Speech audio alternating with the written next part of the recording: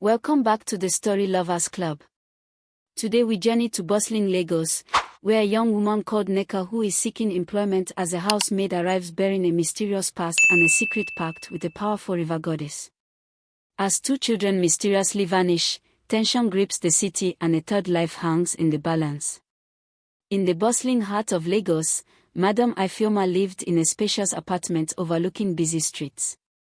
A respected entrepreneur and single mother, she raised three children, Chimezi, Edeora, and little Obi, while juggling work and family life. One rainy afternoon, a woman named Nneka arrived at the apartment building, seeking employment as a housemaid. Dressed in modest attire, she explained her difficult past and need for a fresh start. Moved by her plea and needing trustworthy help, Madam Ifeoma hired Nneka immediately. Unknown to the family, Nneka carried a dark secret. Late at night, in her small room, Nneka would whisper in a low voice, invoking an ancient power she believed would grant her wealth and protection. In her heart, she had made a dark promise to a modern-day river deity, a force that demanded a terrible price, the innocent lives of children. Thus, in the bright lights of Lagos night, a modern curse was set into motion. Nneka settled quickly into her duties, impressing Madam Ifeoma with her efficiency and gentle behavior. By day, she managed household chores, prepared meals, and cared attentively for the children. Yet as night fell over Lagos' busy streets, Nneka's true intention stirred. In her modest room, she stared at a small, old photograph of a flowing river, a relic from her past, and whispered secret incantations. She believed that by sacrificing innocent blood, the modern river goddess, known as Ohamiri, would reward her with security and riches. Though her outward smile was warm, inside she was divided. Every night, Nneka recalled the promise she had made. The plan was clear: the first two sacrifices would be carried out successfully to appease the deity. In her mind, the power gained would free her from poverty and hardship. But this dark arrangement came with a cost that would soon haunt the family and the vibrant community around them. In the quiet hours after midnight, Nneka began to plan her first act. The modern home was filled with technology and comfort, yet hidden in its silence were opportunities for dark deeds. She observed the children closely, their laughter in the living room, their innocent chatter at dinner, and chose her moments carefully. Nneka's mind was set on little Obi, whose soft, trusting eyes reminded her of the ideal sacrifice. Late one evening, while Madam Ifeoma worked late in her home office, Nneka quietly led Obi away from the crowded common areas. She moved quickly, her footsteps muffled against polished floors. Her heart pounded as she reached a deserted rooftop garden overlooking the city. Under the gentle hum of distant traffic, she whispered to the ancient spirit, promising that tonight, she would fulfill her first sacrifice. Though a flash of regret crossed her face, ambition and the temptation of promised wealth pushed her forward with chilling determination. On a wet evening in Lagos, the rooftop garden provided a quiet, safe space away from prying eyes. Nneka's hands trembled as she carried little Obi, who slept unaware of the danger that now surrounded him. With deliberate care, she set the child down near a small fountain. In that moment, she recited the words taught by the whispers of Ohamiri, her voice low and steady. The air felt thick with anticipation as a sudden chill brushed her skin, and she believed that the goddess had accepted the offering. By the next morning, news began circulating in the neighborhood.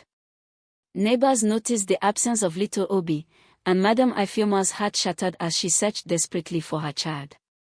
Although no one could prove the supernatural nature of his disappearance, many believed that a strange force had taken him. The sacrifice had been carried out successfully, and in Nneka's mind, the promise of power and wealth started to feel real. In the weeks following the disappearance of little Obi, the depression in Madam Ifeoma's household deepened. Desperation and grief hung over the apartment like a heavy cloud. Still, Nneka maintained her calm routine, her eyes concealing the secret that sat deep within her soul.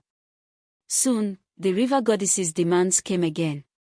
Nneka's thoughts returned to Edeora, the middle child, whose gentle smile and trusting nature made her the next ideal sacrifice.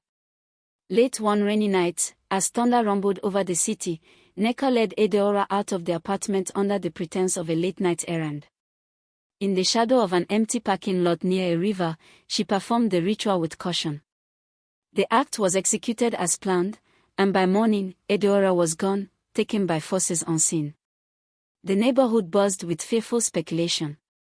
The loss of 2 children in such mysterious circumstances sent shockwaves through the community. Although many looked for rational explanations, whispers of curses began to spread like wildfire. Neka's first 2 sacrifices had succeeded, bringing her ever closer to the dangerous power she had long desired. News of the tragic disappearances spread quickly throughout Lagos. Madam Ifeoma was left in a state of unbearable grief, and the community, already suspicious of strange occurrences, grew fearful. Amid the chaos, Neka continued her work, her calm behavior now mixed with inner tension. Each day, she was haunted by memories of the children and the weight of her evil deeds. The mysterious power promised by Uhomiri seemed to pulse in her veins, yet so did a growing sense of fear and regret. Neighbors whispered about the unusual circumstances and odd behavior they had observed in the housemaid. At home, Madam Ifeoma struggled to keep her composure, unaware that the heart of the tragedy lived under her roof. The success of the first 2 sacrifices had boosted Neka's resolve, but the stakes were now higher than ever. With the river goddess demanding a 3rd offering to complete the pact between them, Neka's mind became a battleground of ambition, fear, and guilt. As days passed, Neka's inner conflict grew. The missing children had left a permanent scar on the household and in her own soul. The next step in her dark plan was unavoidable. A 3rd sacrifice was demanded by Uhomiri. This time, her target was Chimezi, the eldest child, whose maturity made him a difficult choice. Yet, Neka felt cornered by the promise she had made. She began to prepare in secret, mapping out the timing and location for the final ritual. Lagos buzzed with the usual noise of traffic, but in the quiet of her small room, Neka's thoughts raced up and down. She reviewed every detail, determined to ensure the success of this final ritual. However, doubts began to creep in as her conscience was disturbed. During her nightly rituals she became anxious, and even in her dreams, Chimezi's innocent eyes haunted her. The modern world around her moved on unaware of her evil intent, yet in her mind, a storm of emotions negative and positive clashed. The stage was set for a final act that would change everything. The disappearance of the first 2 children had left Madam Ifeoma desperate and confused. While the police launched an investigation, rumors began to spread among friends and neighbors. Social media buzzed with theories, and local news reported the unexplained tragedies. In the midst of this, Neka's gripped by fear became restless. Her once calm presence now showed signs of nervousness. One evening, a neighbor saw her leaving the building at an odd hour, and this aroused the suspicion of neighbors, although there was no evidence to connect her to the disappearance of the children. Madam Ifeoma, overwhelmed by grief, began to question everything. Her suspicion grew. The modern tools of security cameras and communication added pressure, and soon, a video emerged that showed Neka near the apartment complex at night. The community's fear turned to anger, and many demanded accountability. Neka realized that the time for her final ritual was drawing near, because suspicion threatened to unravel her evil plans. One cloudy afternoon, as the tension in the household reached its peak, Madam Ifeoma was inconsolable, and the community's calls for answers grew louder. Neka felt the weight of her actions more than ever. Knowing that the final sacrifice must occur to fulfill the promise she made to Uhomiri, she planned to take Chimezi that very night. Neka made careful preparations, disguising her intentions with the routine of her job. As night approached, she quietly followed Chimezi on his way home from school, planning to lure him away from the protective watch of his family. Every step was filled with a mix of fear and resolve. Yet, deep inside, she wondered if she might be caught in the act. The day of reckoning had come. That evening, Neka moved undetected. She waited in a quiet alley near the school drop-off point, her heart pounding in her ears. When Chimezi emerged, alone and unsuspecting, she approached him under the act of a friendly conversation. In simple, persuasive language, she convinced him to walk with her to a nearby park, under the pretense of a small errand that would help his mother Madame Ifeoma with household tasks. The park seemed oddly deserted as the night deepened. Nneka led Chimezi toward a secluded corner, preparing to perform the final ritual. However, her focus shifted as a sudden movement in the shadows caught her eye. Unknowingly to her, a concerned neighbor had been watching. In that tense moment, reality dawned on her. Nneka's plan, honed by previous successes, was now at risk of being discovered. The final ritual was about to begin, but the forces of justice were closing in. In the secluded park, as Nneka raised her hand to signal the start of the ritual. Just as she began reciting the forbidden words, a sharp cry interrupted her. A vigilant neighbor, alerted by the irregularities of the evening, had followed them and now confronted the scene. Chimezi, startled and frightened, tried to pull away as Nneka's eyes shifted between him and the intruder. The neighbor's presence shattered Nneka's secret plans of evil. Within moments, a small crowd gathered, phones recording every detail. Nneka's secret was exposed.